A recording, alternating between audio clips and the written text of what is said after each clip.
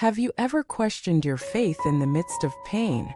Has illness or misfortune ever shaken your belief in the Dharma, leaving you doubting whether your efforts were in vain?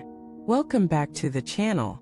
I'm honored to be your companion on today's deep dive into one of the most pressing struggles in modern spiritual life, maintaining unshakable faith when everything around you begins to fall apart.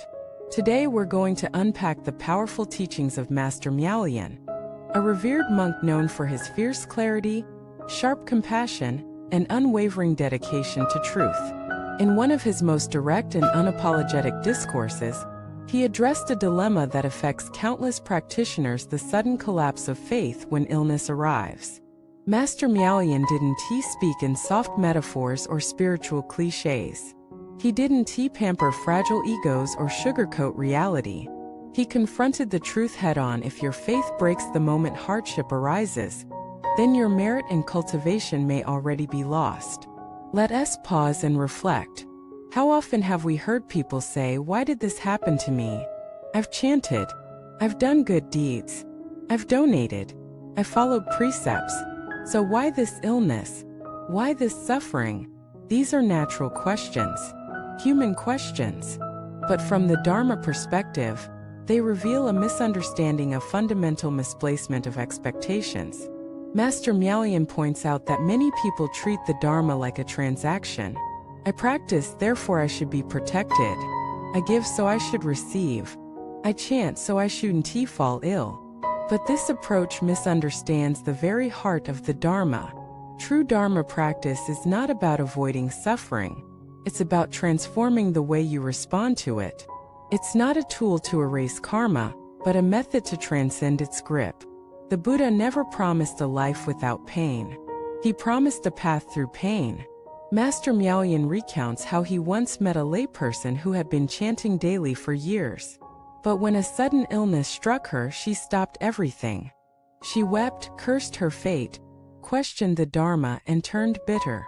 She said, "I've done everything right. Why would the Buddha let this happen to me?" Master Miaolian looked her in the eye and said, "Your faith was never real. It was conditional. You practiced not because you understood suffering, but because you hoped to escape it. It was a brutal truth, but a necessary one. Conditional faith is not faith. It is bargaining. It is self-interest in disguise. Real faith shines brightest when everything else is dark. Real faith does not collapse in sickness. It becomes stronger. It becomes the very medicine for the illness, not necessarily to cure the body, but to stabilize the mind." When true practitioners face illness, they don't say, "Why me?" They say, "This is my karma. Let me meet it with clarity." They don't panic. They prepare. They use the time not to seek external miracles, but to deepen inner stillness. They recite not as a demand for healing, but as a refuge from fear. Master Miaolian's message is this: if you abandon your practice the moment difficulty appears, then you never truly understood it to begin with. So how do we build the kind of faith that does not waver? It starts with confronting impermanence. Every body breaks down. Every mind ages. Every possession is lost. Every attachment dissolves. If you do not contemplate this daily, you will be shocked when it arrives. But if you do, then when illness comes, you will not flinch. You will recognize it as a visitor, not a punishment, but a messenger. A message that time is precious, that the body is not you, that the ego must surrender. Next comes the cultivation of trust, not in outcomes, but in the path. You may not know how your illness will unfold, but you trust that your practice is not wasted. Every chant, every bow, every moment of mindfulness, none of it is in vain. It transforms your mind, even if it doesn't change your circumstances. And that transformation is the point. Master Miaolian often said, "When the boat is steady, the waves mean nothing. But if the boat is weak, even a ripple capsizes it." Your faith is the boat. Life is the sea. You cannot control the waves, but you can build a vessel that floats. He also emphasized that true faith is built in advance, not when the crisis hits, but day by day, in the silence of practice.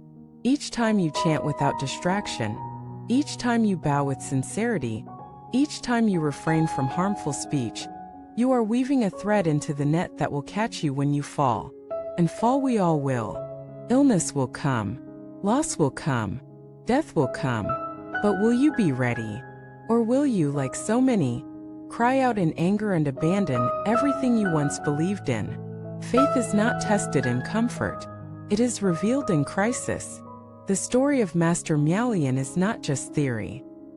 He himself suffered a serious illness in his later years. He was in constant pain. Yet he never once missed his daily practice. He continued to lead others to chant, to offer teachings. When asked how he endured, he replied, "The pain is real, but it does not touch the place where my faith lives." This is the power of true Dharma. It gives you a center that cannot be moved, a fire that cannot be extinguished, a light that no shadow can touch. So the next time hardship knocks on your door, welcome it as a teacher. Use it to burn away illusions, to purify your attachment, to deepen your sincerity, and chant not to escape but to embrace, not to demand but to surrender. Let every word of Namo Amichuofo be a flower offered to your own awakening. Let it rise through your pain. Let it steady your heart. Let it become the breath that carries you through. And when the time comes to leave this world, let it be on your lips not as a plea, but as a song. This is the vision of Master Miaolian. Fierce, honest, liberating. Not a faith of comfort but a faith of truth. Not a path of avoidance but a path of awakening. Thank you for watching this video. If these teachings have helped you see suffering in a new light, please subscribe, leave a comment, and share with those who may be struggling in silence. Let us walk this path with courage, clarity, and unbreakable faith together.